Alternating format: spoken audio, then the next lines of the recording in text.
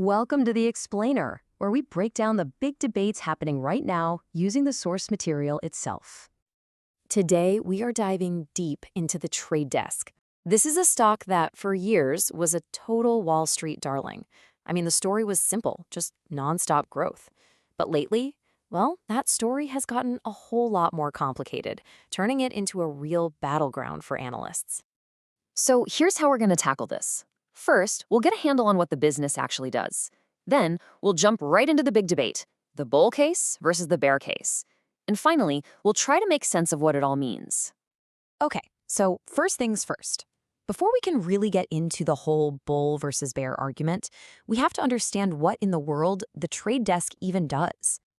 The whole business is built on something called programmatic advertising. Now that sounds fancy, but the idea is pretty simple. Instead of people haggling over ad prices, you have these super powerful algorithms doing it all in the blink of an eye. It's like a high-speed stock market, but for ad space on the internet.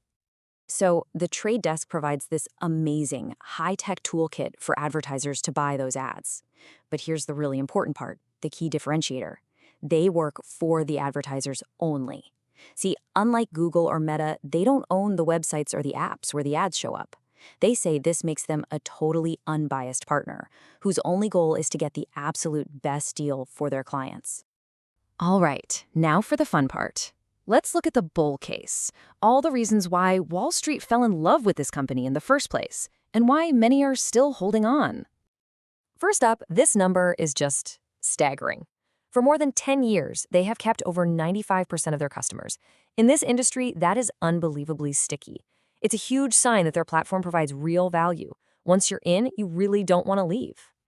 And the bulls believe the trade desk isn't just going to ride the wave of the growing ad market. They're going to continue to blow past it. We're talking about growing 1.5 to 2 times faster than the industry as a whole. That means they're actively stealing market share from their competitors. Now, yeah, things have slowed down a little bit recently, but look at these numbers. The projected growth is still incredibly strong. This is a multi-billion-dollar company that's still expected to grow revenues at a really healthy double-digit clip. Bulls will point to a few huge trends that are basically tailwinds for the company. The biggest one is the massive shift from old-school cable TV to streaming, or what we call connected TV. That's a huge opportunity. Plus, they're expanding all over the world, and to top it all off, they have a fortress of a balance sheet. We're talking almost $2 billion in cash and zero debt. That's a lot of firepower. But that's only one side of the coin. The bears have come out in full force lately, and they're raising some really serious concerns, creating a ton of turbulence for a stock that once seemed like it could only go up. You know, this quote from Bank of America just says it all. The powerful winds that were pushing the trade desk forward have suddenly turned choppy, and the ride has gotten a lot bumpier. So what happened? Well, it wasn't just one thing. This timeline shows how it all went down. It really kicked off in February with a shocking guidance miss, their first one in 8 years.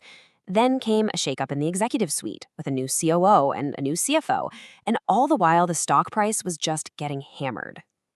And this brings us to what might be the single biggest concern: competition, specifically the 800-pound gorilla in the room, Amazon.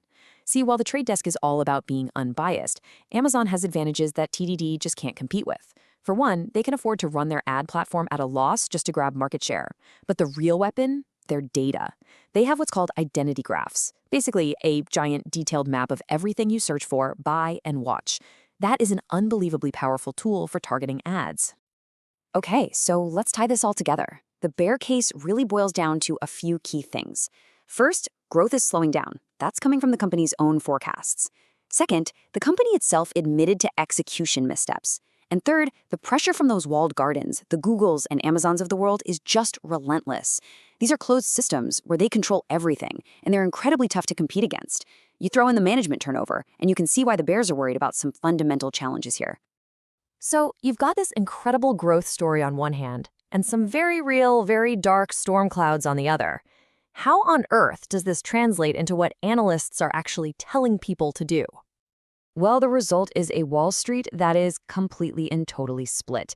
You've got CFRA saying buy, while Bank of America is over here saying underperform, which is basically code for sell. Then you have Morningstar kind of in the middle. And just look at the price targets. They are all over the place. So, why the massive difference? It all comes down to one thing: belief. It's about whether you see all this recent trouble as just a temporary dip for a long term champion, or if you see it as a permanent, fundamental shift in the company's entire story. And that right there leaves us with the billion-dollar question at the heart of this whole debate. Is this turbulence just a temporary reset for a proven winner, or is it a sign of a real fundamental challenge to its future? The answer to that question will decide if the trade desk can ever get back to being a Wall Street darling, or if maybe, just maybe, its best days are already behind it.